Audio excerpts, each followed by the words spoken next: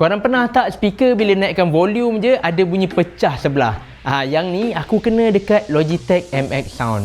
Yang belah kanan ni dia pecah bila aku kuatkan speaker dia.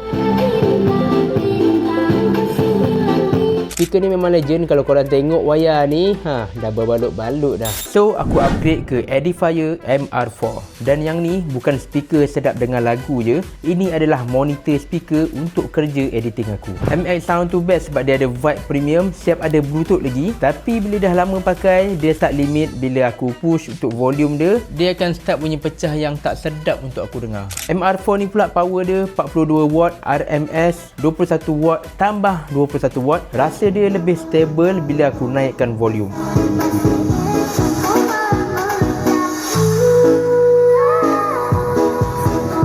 Benda aku suka dengan MR4 ni, dia ada monitor mode dengan music mode. Monitor mode tu dia lebih flat, senang nak dengar detail yang betul dalam audio. Driver dia pun proper, 4 inci woofer tambah 1 inci Sigdome tweeter. Input pun banyak, balance TRS, lepas tu RCA plus AUX, siap ada headphone output bahagian depan. Untuk kerja editing aku, video, voice over, sound effect, MR4 ni buat aku lagi yakin sebab dia lebih natural. Senang nak detect benda macam sibilance, bass over ataupun vokal yang tenggelam. Balance TRS tu pun membantu bila kau guna audio interface, dia kurang noise dan lebih clean.